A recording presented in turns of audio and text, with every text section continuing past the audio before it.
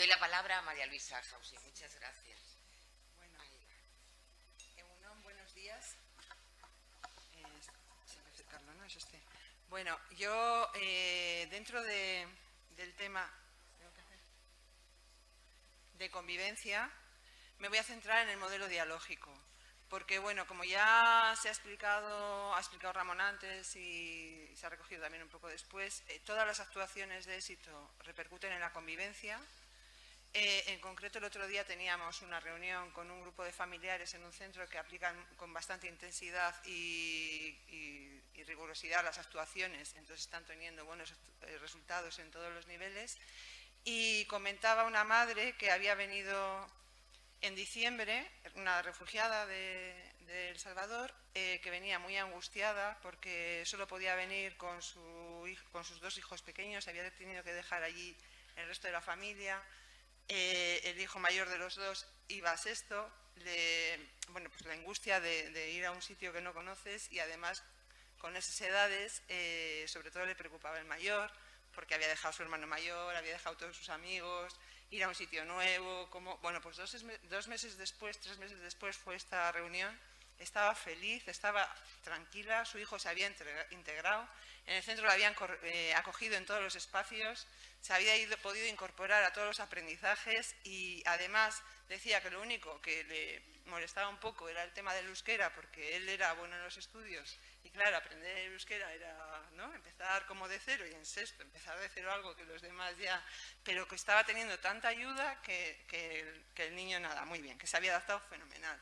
Y después, fuera del encuentro en el café, nos comentó que otra madre que había venido con ella tenía escolarizada, bueno, pues vivía en otro barrio y que estaba viviendo muy mal sus hijos la escuela, no porque les tratasen mal, sino porque no estaban recogiendo esa situación y esa angustia y ese cambio, ¿no? Entonces, bueno, pues que ahí se ve un poco que todo repercute. Pero bueno, yo me voy a centrar en el modelo dialógico, que es una parte del tema de convivencia, y entonces la idea que ya se ha comentado de que para mejorar hay que implicar a toda la comunidad, y en este caso nos planteamos que tanto la prevención del racismo, de la xenofobia, como de la violencia de género, no se puede empezar en las edades en que ya lo vemos aparecer como un conflicto fuerte, sino que hay que empezar desde los 0 años, y que para ello hay que implicar a toda la comunidad.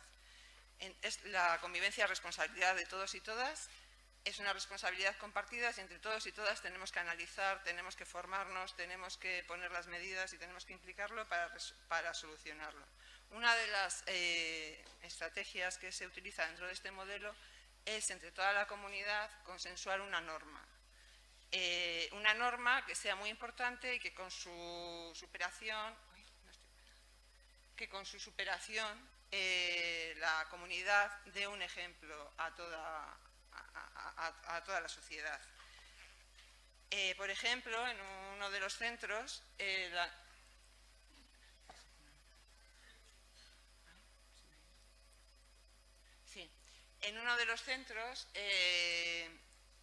una norma que han consensuado después de un proceso largo es: a quien nos insulta, dímelo bien, pero bueno, aunque sea aparentemente muy general, ha sido un proceso de asambleas, de familiares, de alumnado, de profesorado, de llevar la información de unas aulas a otras, la comisión lo trabaja, entonces todos tienen muy claro qué quiere decir y en qué se traduce eso. Entonces lo tienen traducido por todo el centro en muchos murales, en muchos ejemplos, etcétera. No se trata solo de definir una norma así sin más, sino de ir a lo que nos importa. Entonces, el primer paso sería analizar las causas de la violencia. Bueno, podemos centrarnos o podemos esquematizarlo en 3 aspectos. Uno sería la naturalización de la violencia, otro la atracción y la elección hacia la violencia y otro la necesidad de potenciar buenas relaciones o relaciones ideales que tenemos en estos momentos. La naturalización de la violencia quiere decir que muchas veces hay situaciones de las que no nos enteramos porque los damos por natural, porque no nos parecen conflictos. Y entonces se aprende desde pequeño la violencia. se aprende desde pequeño a ser agresor o agresora y se aprende desde pequeño a ser víctima. Entonces, lo que hay que plantear es violencia cero desde los 0 años. Y en la reflexión que se plantea y que se están planteando en los centros es visibilizar esa violencia, hacerla patente. Esa que muchas veces la justificamos de muchas maneras. Por ejemplo, en infantil, desde muy pequeñitos, se plantea los mordiscos, como en muchos sitios, como una parte natural del desarrollo o como una forma de comunicarse que tienen algunos niños o niñas.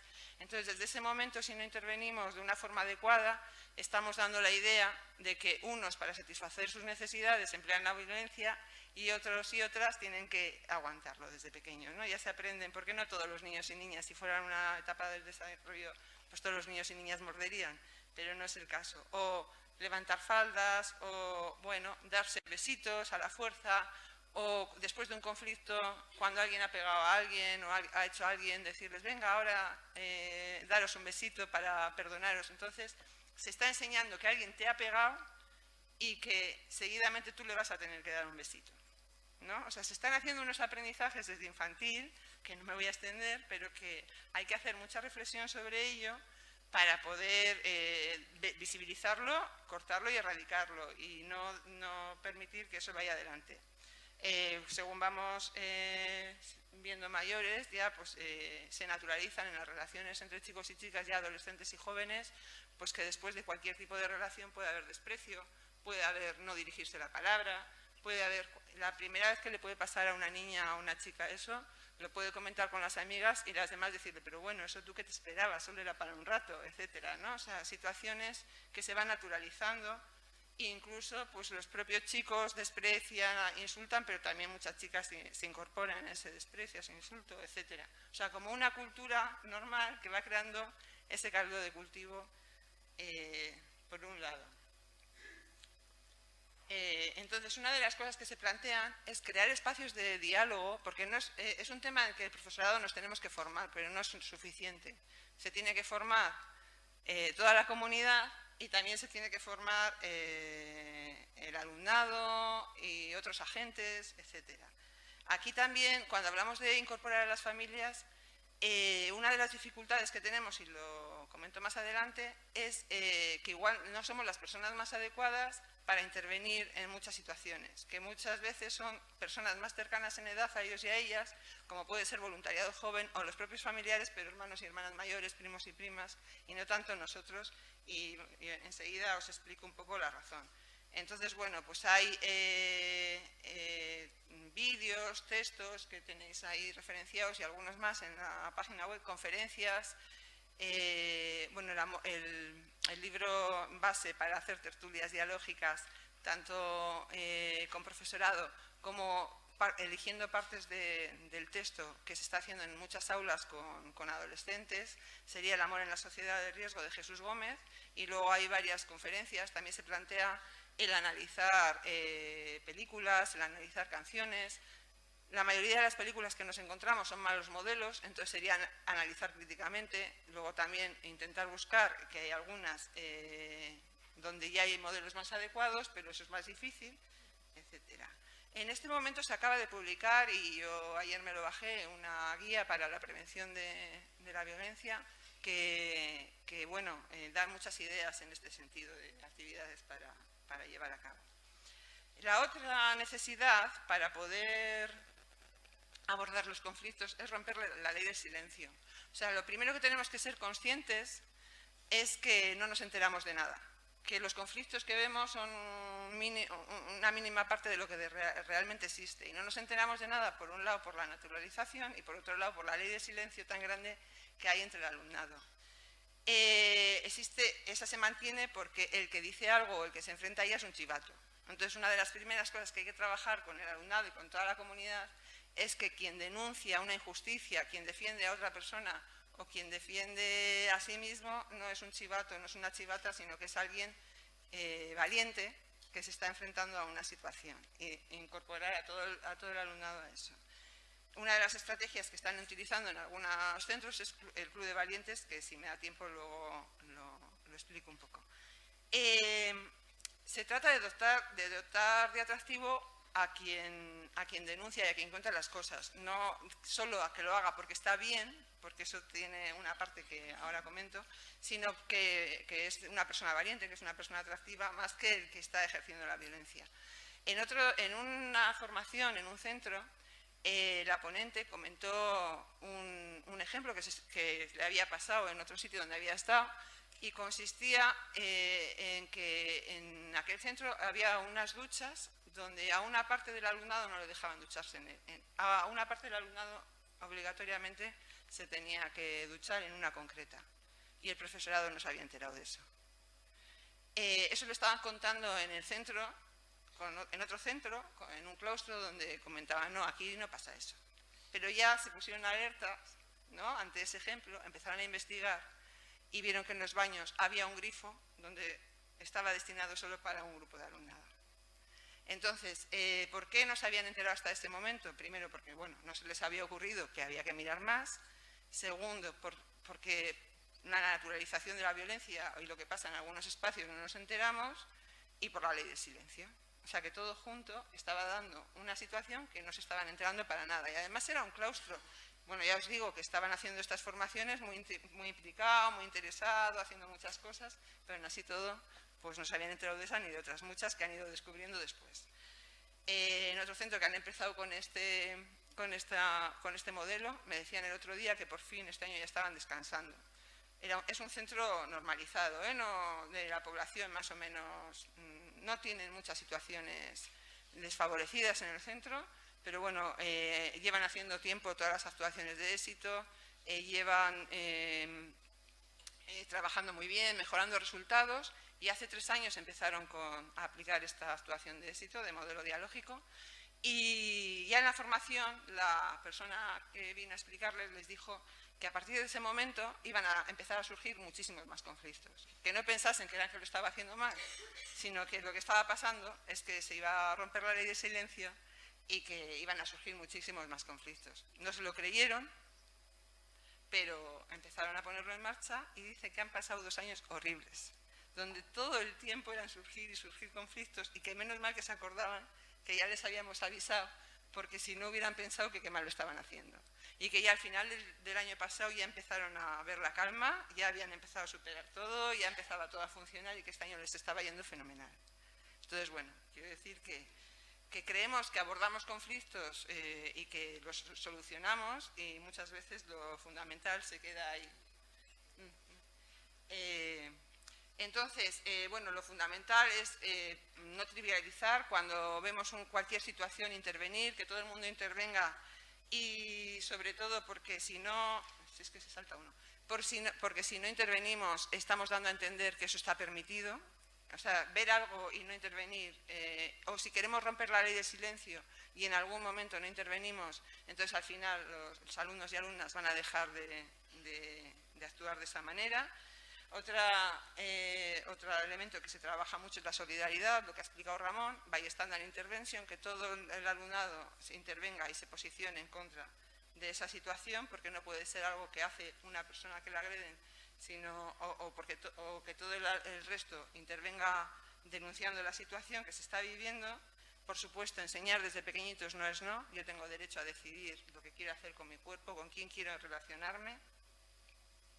Y bueno, otro elemento fundamental, que es el que comentábamos, que no serviríamos nosotros solos para hacer este trabajo, ni los padres ni las madres, ni el profesorado, es el tema de la atracción y la elección a la violencia. En nuestra sociedad se da una gran, bueno, por todos los medios y por toda la formación que tenemos, una atracción a la violencia, y entonces tendríamos que empezar a ver quiénes son los que realmente son populares, quiénes son los que tienen éxito desde pequeños en las aulas, quién es al que le prestamos más atención, y de esa manera, sin darnos cuenta, toda la sociedad estamos dando atractivo a una serie de personas. Entonces se trataría de cambiar ese atractivo, pero claro, nosotros, el profesorado, cuando hablamos de igualdad, de que hay que ser solidarios, de que hay que ser igualitarios, lo estamos haciendo desde el lenguaje de la ética. Y es muy importante pasar al lenguaje del deseo, porque si no, les enseñamos lo que tienen que hacer, pero si lo que les sigue atrayendo, porque toda la sociedad se implica en eso, es otro tipo de actitudes, no vamos a poder acabar con ello. Entonces, no se trata de empezar a valorar a los chicos buenos porque son buenos mientras sean buenos, sino que hay que hacerles atractivos. Porque si les ponemos de buenos, les estamos quitando atractivo. ¿Sí? Hay una paradoja que habría que superar. Entonces, hay que empezar a potenciar y que entre ellos mismos empiecen a valorar y empiecen a resultar... son ellos los que tienen que dar el lenguaje del deseo. Cuando hablamos de valientes, son ellos los que tienen que vivir que otro compañero cuando hace eso es valiente. Porque si lo empleamos mucho nosotros, acabamos convirtiéndolo como lenguaje de la ética, como lo que está bien, ¿no? Tiene que ser algo que se viva en el centro, que así se es valiente. Y también habría que enseñar, y hay que enseñar, el sentimiento de la amistad. ¿Quiénes son mis amigos? ¿A quién elijo? A quien me trata bien. Y a quien me trata mal no lo elijo mientras me esté tratando mal. Entonces, desde pequeñitos enseñamos eso y desde pequeñitos y luego de mayores ya se va aprendiendo a elegir y se enseña que las buenas relaciones son en las que hay pasión, en las que hay amistad, en las que hay buen trato, en las que hay igualdad, pero todo junto. Que no se separe... Es que se salta una todo el tiempo. Sí.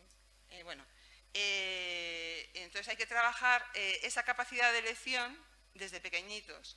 Que no pase luego cuando se es adolescente que para unos momentos se eligen un tipo de relaciones, no importa que sean malos, dicen algunas son con los que mejor me lo paso, ya buscaré otro tipo de relaciones para otros momentos o para amistad. Si se da esa dicotomía, volvemos a caer en potenciar a un tipo de alumnado con el que no estamos de acuerdo. Tenemos que quitar atractivo a ese tipo de chicos y ahora también a chicas en ese incorporarse a la igualdad por lo negativo y potenciar eso, que podemos encontrar buenas relaciones muy satisfactorias y muy apasionadas y muy bonitas, ¿no? Entonces un poco esa es la idea. Y bueno, si da tiempo luego a explicar un poco el Club de Valientes y si no, nada. Muchas gracias.